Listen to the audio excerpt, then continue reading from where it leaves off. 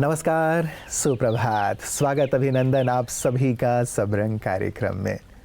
मित्रों, मेरे दादाजी दो बातें कहा करते थे शिक्षा के रूप में।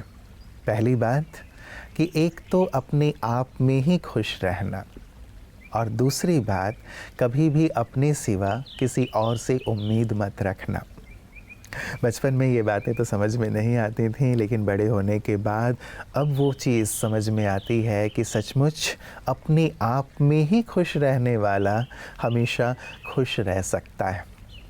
यदि खुशी की तलाश औरों में की जाए तो वो खुशी हमेशा नहीं रह सकती, वो तो दुख का रूप ही बन जाती है कि मैं औरों के लिए इतना करता हूँ, लोग मेरे लिए क्यों नहीं करते। इसीलिए अपने आप में खुश, ईश्वर ने जो दिया है उसमें खुश। बहुत कुछ है हमारे पास, यदि हम एक्सप्लोर करें तो खुशी के हमारे पास अनगिनत कारण हैं, लेकिन हम खुशी की तलाश बाहर कर रहे होते हैं, इसीलिए आज दुखी हैं। विचार कीजिएगा।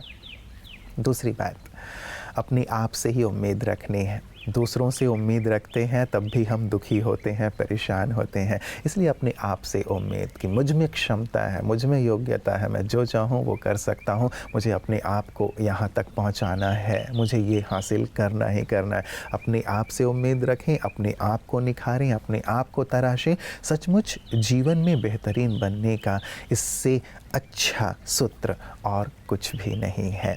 तो आइए इन दोनों सुंदर बातों को अपने जीवन में लाने के संकल्प के साथ चलते हैं आज के सुवाक्य की ओर। ओम शांति, नमस्कार। जीवन में हमारे सामने कई विकल्प हैं, लेकिन हम विकल्प चुने कि हमें खुश रहना है और खुशी बांटनी है। विकल्प, ऑप्शंस, सही ऑप्शन, सही विकल्प चुनने की आदत बनाए रखना है, क्योंकि हमारे सामने कई बार बहुत जीवन में प्रलोभन भी होते हैं, कई प्रकार की बातें भी लोग हमें कहते हैं। लेकिन ऐसे समय में तीन बातों को, तीन वर्ड्स को याद रखें: चेक, चूज एंड चेंज। हमेशा अपने विकल्पों को चेक करें, क्या वो सही है कि नहीं। अगर नहीं सही है तो चूज़ करें। हमें आज से चूज़ करना है कि हमें खुश रहना है और खुशी बांटनी है। और साथ ही साथ जहाँ हमें अपने लाइफस्टाइल में परिवर्तन होने की आवश्यकता है तो वो भी साथ साथ परिवर्तन करें। जितना जितना हम खुश रहना चाहते हैं, और खुशी बढ़ने का भी एक बहुत सरल फॉर्मूला है कि उसे देना भी है, क्योंकि जितना हम देते चले जाएंगे, हमारे आसपास के लोग, हमारे परिवार के लोग और हमारे आसपास का माहौल भी बहुत खुशनुमा बना रहेगा। और ये भी एक सिद्धांत है कि जितना हम देते हैं दूसरों को, वो लौट कर कई गुना हमारे पास वापस आ जाता है। तो इसीलिए आज से खुद भी खुश रहें, ये हम ऑप्शन लें, विकल्प लें, और दूसरों को भी ज़्यादा से ज़्यादा खुशी बांटते रहें। ओम शांति। मित्रों, रिश्तों को जोड़े रखने के लिए कहा जाता है कि हमें कभी अंधा बनना पड़ता है, कभी बहरा बनना पड़ता है, कभी गूंगा बनना पड़ता है। रिश्तों में छोटी मोटी बातें तो होती रहती हैं, लड़ाई झगड़े होते रहते हैं, लेकिन यदि हम ये तीनों चीज़ें अपना लें कि कभी कुछ बातों में अंधे हो जाएं, अर्थात सामने वाले की जो कमी है उसे ना देखें, बहरे हो जाएं, अर्थात कुछ ऐसी बातें हो जिन्हें हम ना सुने, और गूंगे हो जाएं, अर्थात जो गलत बातें हैं जो सामने वाले को हर्ट कर सकती हैं, वो बातें हम ना बोलें। यदि इतना सा हम ध्यान रखते हैं तो हमारे संबंध हमेशा ही मधुर बने रहते हैं। ये बात मन में ज़रूर आ जाती है कि मैं ही कब तक अंधा बहरा गूंगा बना रहूँगा, लेकिन यदि आप इसे करें, एक हफ्ते करके देखें, सामने वाला व्यक्ति भी आपके लिए अंधा बहरा गूंगा हो जाएगा। रिश्तों को मधुर बनाए रखने के लिए, रिश्तों को हमेशा के लिए जीवित रखने के लिए। तो मित्रों, अच्छी बातों को तो जीवन में लानी ही चाहिए ताकि जीवन हमेशा ही सुखद बना रहे, खुशहाल बना रहे। तो आइए खुशहाल जीवन के इस सुंदर बात और सूत्र के साथ चलते हैं अगले सेगमेंट की ओर। ओम शांति फ्रेंड्स। दोस्तों, हम सभी स्वस्थ रहना चाहते हैं, सभी खुश रहना चाहते हैं दोस्तों। और हम देख रहे हैं जो मेडिसिन बढ़ रही हैं, मेडिकल एडवांसमेंट्स बढ़ रही हैं, रोग बढ़ते जा रहे हैं।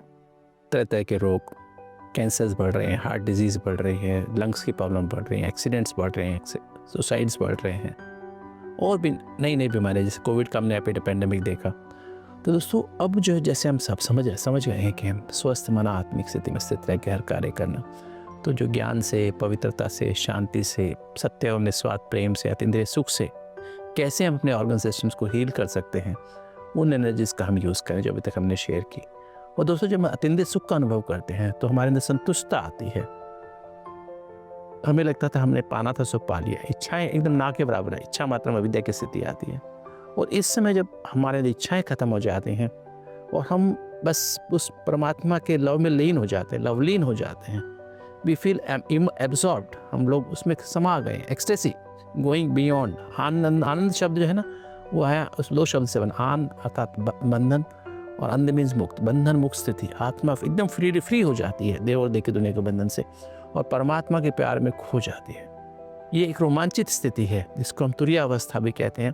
इसमें क्या होता है, हमारे जो हार्मोनल ग्लैंड्स हैं, पिट्यूटरी है यहाँ जो कि मास्टर ग्लैंड है, हमारी पीनल ग्लैंड है, नींद का हार्मोन, मेलेटोनिन नाम का हार्मोन निकालने वाली, थायराइड ग्लैंड है जो एनर्जी के हार्मोन, मतलब जो थायरोक्सिन निकालती है, और उसके पीछे हमारी 4 पैराथायराइड ग्लैंड्स हैं जो कि हमारी हड्डियों में कितनी कैल्शियम होगी, हड्डियाँ कितनी स्ट्रॉन्ग है, वो डिसाइड करती है।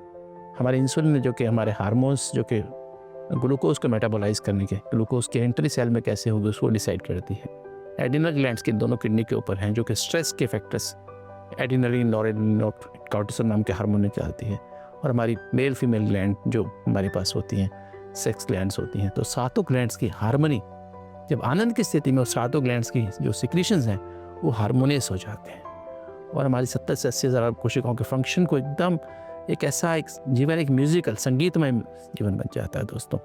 तो जितना अधिक, इसका सबसे अच्छा समय है आनंद का अनुभव करने का, वो अमृत वेला ब्रह्म मुहूर्त में आप मेडिटेशन करेंगे तो आनंद की स्थिति का 20 मिनट अनुभव कर लेंगे दोस्तों, आप देखेंगे आपके सारे हार्मोनल ग्लैंड्स का फंक्शन हार्मोनाइज हो जाएगा, आपका जीवन संगीतमय हो जाएगा, और आप स्वस्थ और खुशनुमा जीवन अच्छे से बिता पाएंगे। ओम शांति दोस्तों। कहते हैं संसार में परेशानी देने वाले की हस्ती कितनी भी बड़ी क्यों ना हो, लेकिन भगवान की कृपा दृष्टि से बड़ी नहीं हो सकती। कहने का भाव है मित्रों, यदि भगवान की कृपा दृष्टि मुझ पर बनी हुई है, भगवान का हाथ मेरे सिर पर है, वो मेरे साथ है, तो कितनी भी बड़ी हस्ती संसार की क्यों ना हो, मेरे लिए परेशानी का सबब नहीं बन सकता। वो कितने भी बड़े पहाड़ हिमालय जैसे खड़े क्यों ना कर दे परेशानी के, लेकिन वो भी मुझे बहुत ही छोटा प्रतीत होगा यदि ईश्वर की कृपा दृष्टि मुझ पर है, ईश्वर का साथ मेरे साथ है तो।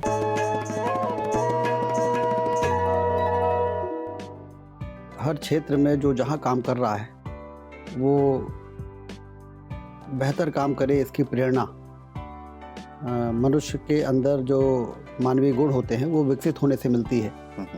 और जब व्यक्ति अध्यात्म और ईश्वर और सनातन से जुड़ता है, उसके अंदर वो मानवीय चेतना और मजबूत होती है, और फिर वो व्यक्ति सिर्फ अपने लिए नहीं जीता, समाज के लिए जीता है। जी, अपने लिए तो सभी जीते हैं, कीट और पतंगे भी अपने लिए जीते हैं, लेकिन असली जीना तो वो है जो दूसरों के लिए जीना सीखे। जी। तो ये प्रेरणा अध्यात्म से मिलती है। ब्रह्म कुमारीज में ही आप देखिए कितने लोग समर्पण भाव से पूरा जीवन समाज के लिए दे रहे हैं। तो इतना बड़ा त्याग यदि लोग कर रहे हैं, तो आम आदमी यदि इतना बड़ा त्याग नहीं भी करता है, तो कम से कम जो जिम्मेदारी उसके हिस्से में आती है, उसके निर्वहन में यदि उसने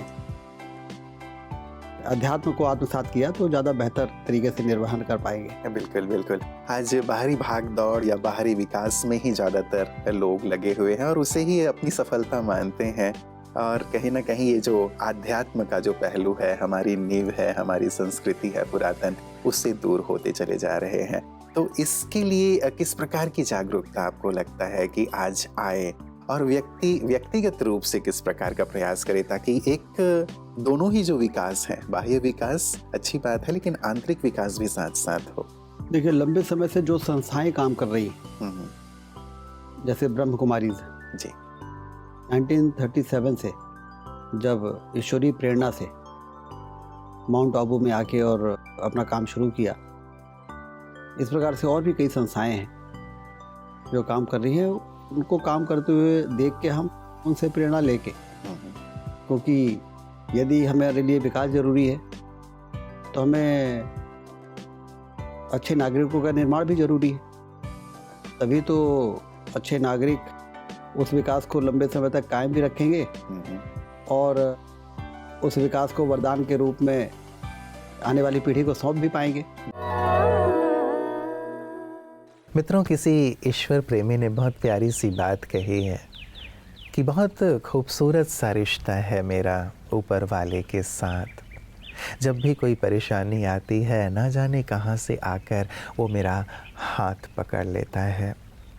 मैं उसके सामने अपना सिर झुकाता हूँ और वो सारी दुनिया के सामने मेरा सिर उठाता है। कितनी प्यारी सी बात है ना, कितनी हृदय को छूने वाली बात है। जितना मैं उनके सामने सिर झुकाने का मतलब सिर झुकाना ऐसा नहीं है, लेकिन जितना मैं हृदय से उन्हें याद करता हूँ, जितना मैं अपने हृदय में उन्हें अपना स्थान देता हूँ, जितना मैं उनके साथ रहता हूँ या जितना मैं उनके बताए सुंदर श्रेष्ठ पथ पर चलता हूँ, उतनी ही उनके कृपा का अधिकारी बन जाता हूँ और उतना ही वो हर परेशानी से मुझे मुक्त करते हैं। तो क्यों ना मित्रों, हम ईश्वर की ऐसी समीपता का अनुभव करें, उन्हें अपना ऐसा साथी बना लें कि जीवन में परेशानियाँ क्या हैं इनकी हमें अविद्या हो जाए। तो आए, आज वैसे तो हम लोगों के साथ रहते ही हैं हमेशा, आज ईश्वर के साथ रहकर देखें, उसके साथ का आनंद लें और देखें जीवन कैसे रस से भर जाता है, सुकून से भर जाता है। आपका दिवस ईश्वर पिता के साथ बहुत मंगलमय हो। इन्हीं शुभकामनाओं के साथ नमस्कार। ओम शांति।